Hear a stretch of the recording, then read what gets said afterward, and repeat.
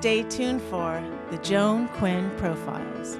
Joan served the state of California as a member on the Arts Council and on the Film Commission. She was formerly on the Architectural Commission and fulfilled 2 terms on the Fine Arts Commission for the city of Beverly Hills. As an editor for Andy Warhol's Interview magazine, Condé Nast Publications, and the Hearst Corporation, Joan covered the world of fashion, the mysteries of food, the excitement of theater, and the international art scene. She continues to find people who are on the cutting edge of their professions. Here's Joan Agajanian Quinn. Hi, I'm Joan Quinn, and welcome to the Joan Quinn Profiles. We're taping here at the Hollywood Museum on Highland in the heart of Hollywood, and we're here as the guest of Donnell Dadigan. Filmmaker Ron Frank and producer Michael Roush will be our guest today. Peabody Award winner and Emmy-nominated filmmaker Ron Frank was born and raised in New York. He went to NYU Film School, where he earned a BFA. His work has been seen on all the major networks, as well as the travel, history, Discovery channels, and we'll talk to him about when comedy went to school, his documentary on the Catskills, but in the early 80s, Ron, you were living in Jerusalem. That's right. What were you doing there? I actually worked there in television. I started there in news and then left that and went into production. Did you go right from New York? I went right from New York. I graduated. I used to live in Massachusetts, and I worked in cable television in Massachusetts, and then from in there, Boston or Worcester, actually. In Worcester. Worcester, as we used Worcester, to say. W-O-R. Nobody can say it right. No, that's right. You did? Yeah, I lived there for a couple of years, and then from there I went to Jerusalem. Quite a difference. They have a great museum in Worcester. Beautiful, beautiful old museum. It's gorgeous. The building's beautiful. But you, did you learn to speak with that accent? Worcester, like a Bostonian? No. Well, what about Israel? Did you learn how to speak with that accent? I learned Hebrew, yes. Oh, you did? Yeah, I learned a little bit of Hebrew, so to get by. I speak a little bit of Yiddish, German, so that all helped. How was living there? Because you were there in the 80s. It was probably great then. It was a great time. Because it's beautiful, isn't it? Jerusalem was a very international city. I had friends from all over the world. I still do. And it was very isolating. No internet, no cable, no nothing. And really? so one never knew. Long distance phone call was something unheard of, But you sat in cafes and you drank coffee and talked, and it was so, I know, it was wonderful. It's beautiful. So you won a Peabody. For what particular work? The Peabody was for a production I did. I produced and edited on Martin Luther King's assassination. Oh. And the executive producer, Tom Jennings, found a lot of footage that had really been unseen for about 40 years since the assassination. And we put it together. It was sort of a time of day experience, as if you were watching CNN in 1968. Oh, so you just watching it unfold. And it was really very interesting. And, did you write it? There was no writing, really. Really? It was all put together in editing, that kind of film, because there was no text. But isn't that writing when you put it together? That's right. You're the director, right? You're putting it together and editing? Right. It's storytelling, and that's really what I like to do. And you were nominated for an Emmy? The Emmy was for another assassination, the JFK assassination. I don't want to get pigeonholed into that, but I know. We've got to get into comedy pretty soon. yes, that's right. So that Comedy, was the whole 180, but that was for the JFK assassination. Same idea. It was sort of all a time of day unfolding of events as they occurred on that day. You taught or you continue to teach at UCLA. Is this what you teach? On and off. I teach documentary workshop. So my students create their own little 5-minute documentaries, which are essentially the same thing as a long-form documentary with all the elements in it. But do they have to write it, or do you let them do it the same way you're talking about with news, telling the story? Whatever way they want. Their assignments are usually to come up with an idea, a concept, and then produce it whichever way it works. Is it undergraduate or graduate? Well, it's UCLA Extension, so it's both. So both come. Yeah. You've worked in like really diverse areas, and your films have been shown at the UN, the Kennedy Center, MoMA, really diverse places too. What do they see? Who brings those in to those venues? Well, usually it's the subject matter that draws the audience. In that case, particularly with the United Nations, I did one of my earliest documentaries and with my Israeli partners, was a film about the capture of Adolf Eichmann. Oh. And Gregory Peck narrated that, and we did a big, it was a 2-hour special on A&E. So how did you get Gregory Peck? That's very interesting. My Israeli partner, Danny Seaton, great guy, excellent director, asked, well, who should we have narrate this? And I just threw out a name, Gregory Peck. Why not? Great voice. Yeah. Human relations. Voice. Exactly. So he said, of course.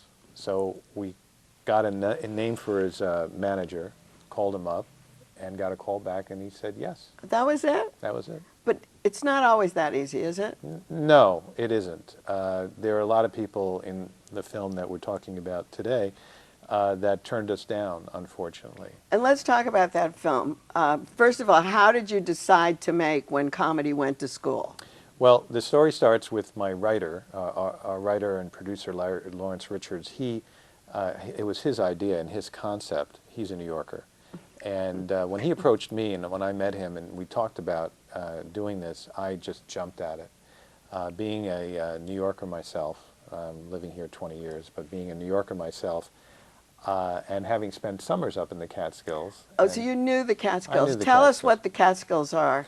Well, the Catskills, I mean, it's a different story in my day compared to, say, 40 years before.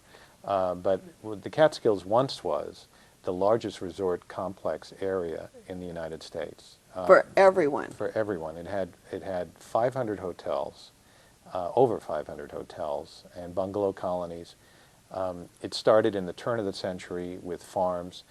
To give a little context, it was Jewish immigrants who ended up moving up there from the city, who came into New York City, moved up there because the topography was very similar to the East European shtetl environment. But there were all different kinds of people going, not just Jewish people at that time, right? Well, I mean, the hotels were catering? It's true, but the hotels predominantly, for a long time, predominantly catered to the Jewish population. Oh, they did? Oh, yeah. I thought it was like open to everyone. It was open to everyone, but for but they didn't go. Well, for Jews in particular, say from the 20s and 30s and 40s, they couldn't go to other resorts. They were banned from other resorts, so they went and created their own resorts. I see. And that was in Sullivan and Ulster counties in the Catskills. And it was that big? How long did it take to get from New York? Today it takes about 2.5 hours. It's 75 miles north of New York City, northwest. Do people still go? Well, not as much because the resort complex is all gone. So from the time, the early part of your film, then the part when you were going was totally different to the part that's happening now. Yes. When I was going, I was a kid. I went to summer camp up there. Oh, yeah. There were a lot of Jewish camps there, and that's where I went. My in-laws had a house up there in Monticello, so my kids spent some time up there.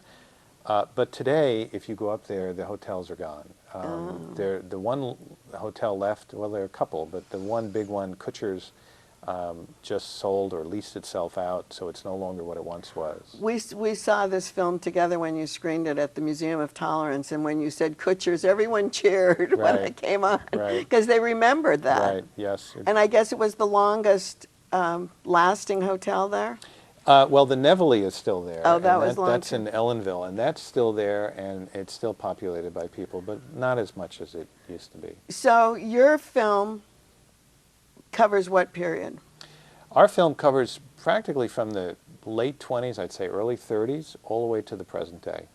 But people have been critical, and I'm going to be critical for those people, that you left out a lot of comedians who were there more to this day. You have a lot of clips from the early comedians, but you didn't really feature many from today. Well, We did cover, to be fair, we did cover Woody Jerry and Seinfeld and Jerry. Billy Crystal Right. and those guys who are, younger than that. There aren't that many because they didn't really go up there. The hotel industry was really gone. by Well, that so time. that's the answer to Yeah. that criticism, right? Yeah. So how long did it take you to make it? This took a number of years. We had some financing issues, but we started filming in about 2008. And as in an independent production, we had some struggles, and then finished it actually earlier this year. Did you go on site to film? Oh yeah, we spent a lot of time in Kutcher's. We spent in the whole region in the Catskills. We went to Brooklyn and the Bronx, the Lower East Side of Manhattan, where the guests actually lived and went up there. Oh, so you did that. And- Why do they call it the Borscht Belt? Well, it was also called the Sour Cream Sierras. Oh, it was? The Borscht Belt, obviously, from the food was, and borscht being a Jewish food staple, was a big deal up there because going to a hotel at the Catskills was a very unique experience.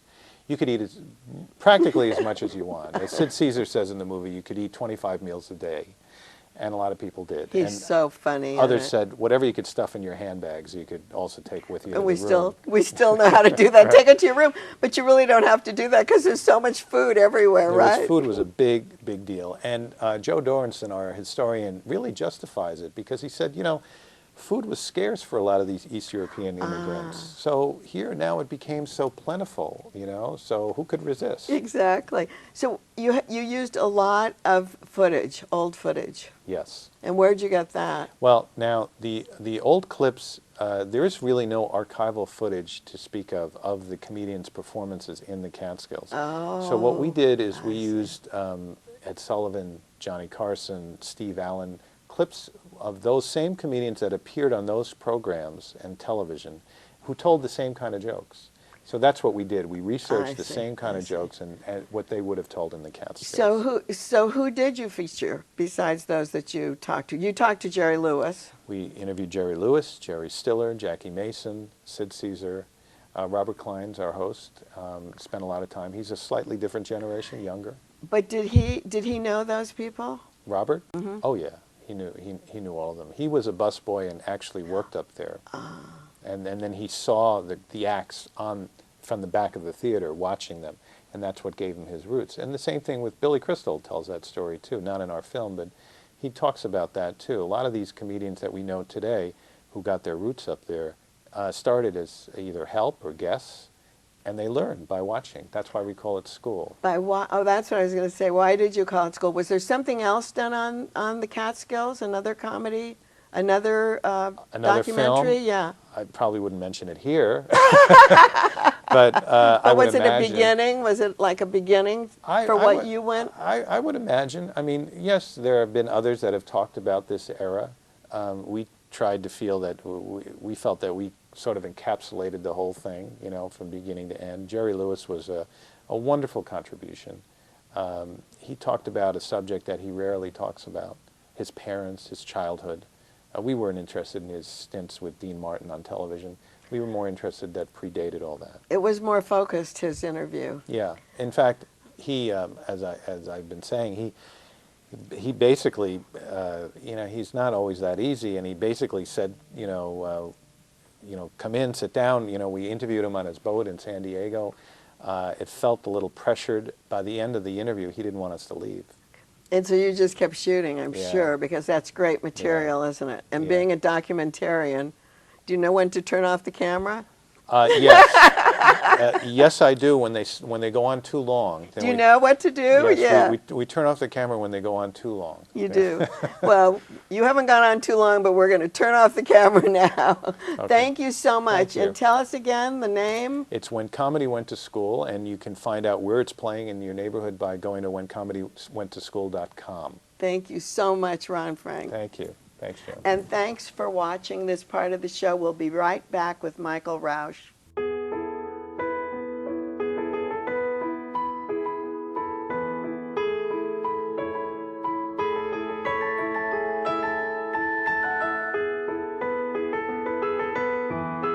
Hi, I'm Joan Quinn, and welcome back to the Joan Quinn Profiles. We're here taping at the Hollywood Museum on Highland in the heart of Hollywood. And I'm with director-producer Michael Roush, who was born in Detroit, went to Cherry Creek High, I love Cherry Creek, in Denver, and the University of Colorado, where he taught writing for film and TV. His career started as a performer and backstage manager with great shows, and then that morphed into presenting more great shows like the Rolling Stones, Grateful Dead, Willie Nelson, and That's right. and it just went on and on. But the departure was to the Joffrey Ballet.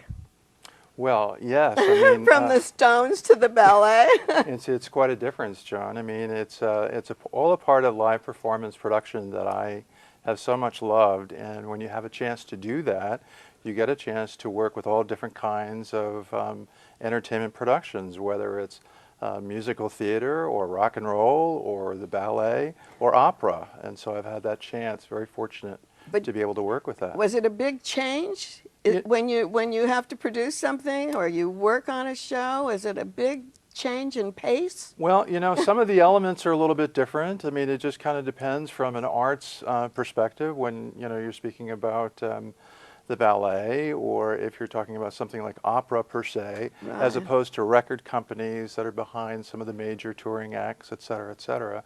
However, it's still putting something on the stage, and it's still the same lights and the same sound and the same whatever. So there's a frenetic activity that goes on behind stage in order to put something forward, and people have to be responsible to get that in front of the audience. So with the ballet, though, you're working with lots of people backstage. Yes. Are you working with a lot of people, say, with the Rolling Stones or with Willie Nelson, say? You know, in different ways, because each performer has, you know, an entourage. They have their own road crew. They have a number of different things. So it is a little bit like a beehive of activity with a lot of buzzing going around. That and everybody's responsible for, you know, their particular job. And there's kind of an unspoken understanding between everybody as to who's doing what, when, where, how, as everybody tries to get this thing up on stage. The one thing with ballet, though, I know, because I've been backstage, they're always working out and stretching. Do they get in your way? Yes,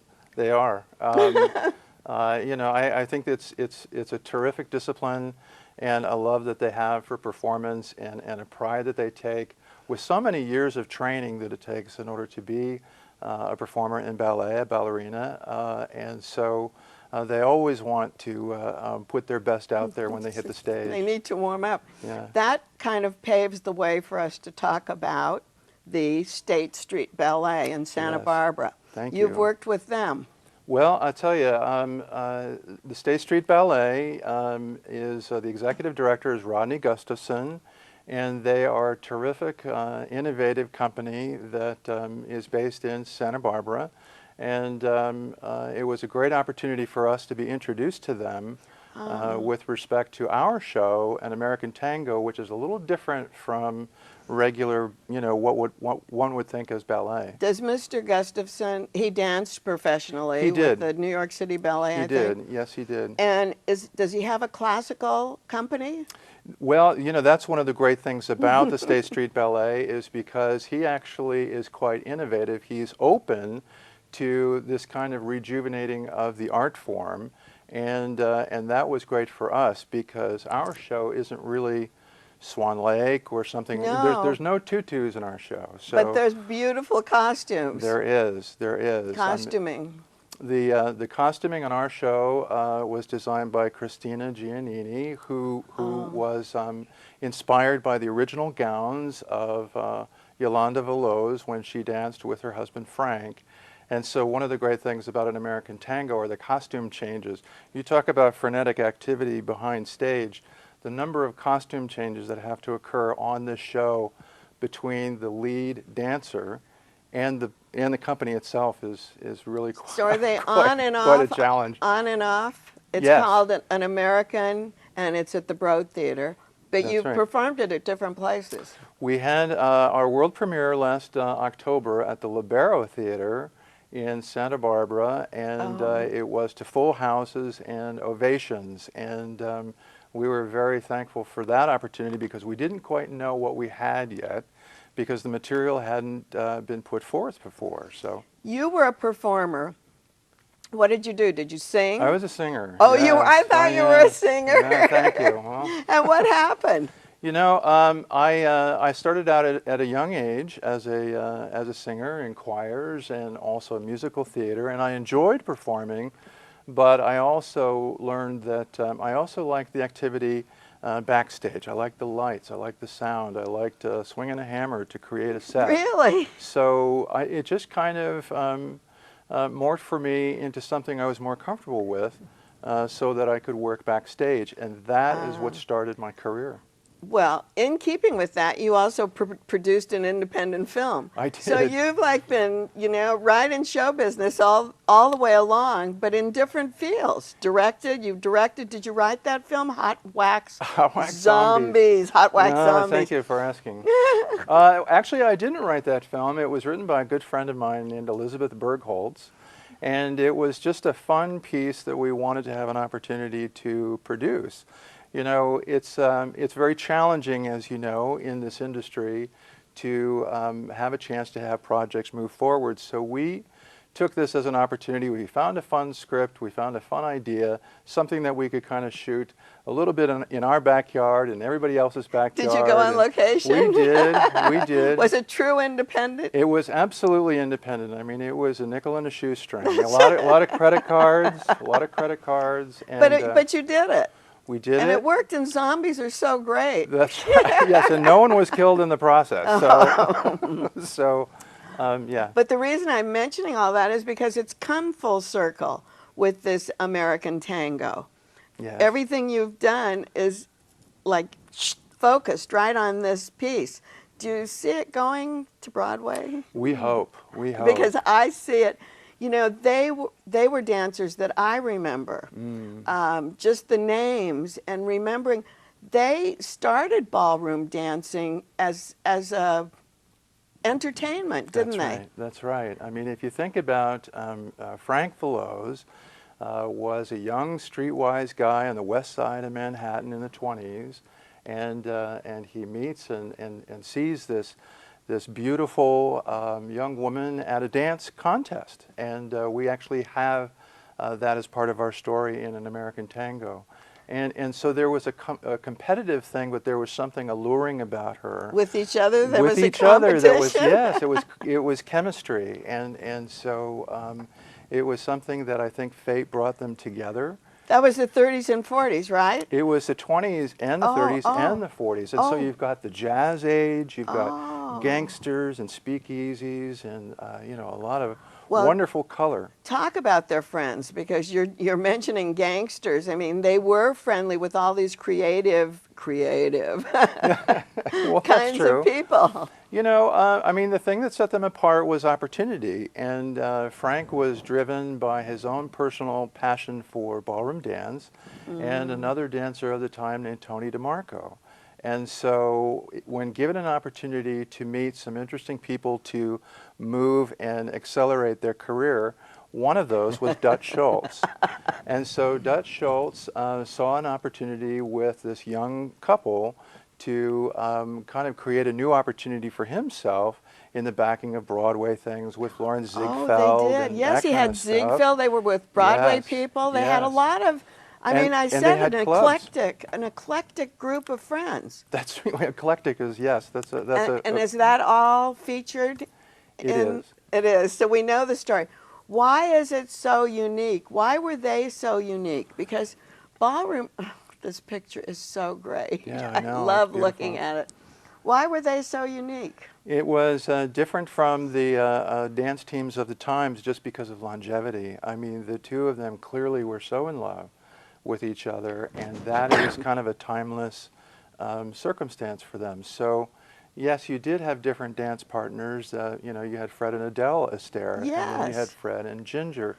And so for them, they were, if not the only one, but one of the very few couples that had the longevity as they did. Did Veloz and Yolanda make films? You mentioned Fred and his sister, Right. and Ginger Rogers and Right. Fred. They were in film. They were. They appeared in a number of films, including a short film called Cavalcade of Dance, which was nominated for an did. Academy Award. Really?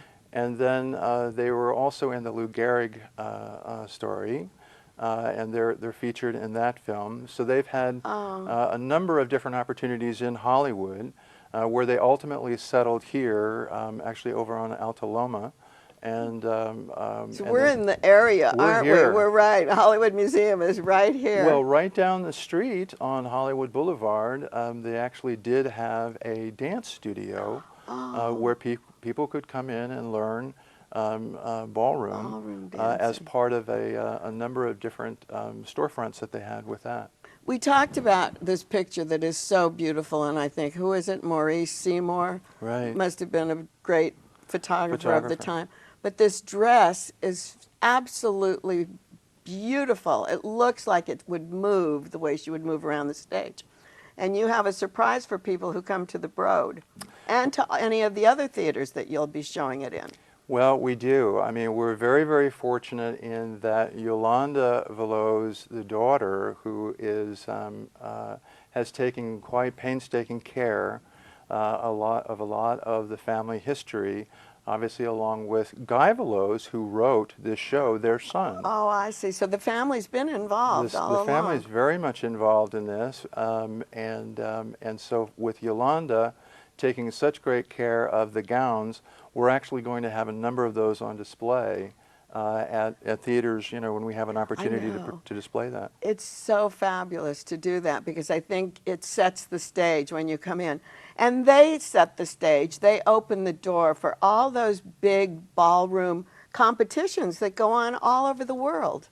Yes, and it's great to see the resurgence in tango and in ballroom and people dancing together as if, as a form of affection for each other, and they embodied that. I mean, they were magic. Thank you, Michael. Michael, that was so great. Michael Roush, and we thank you for watching the Joan Quinn Profiles. Keep writing to JAQUINN1 at AOL.com. And we'll see you next time on the Joan Quinn Profiles.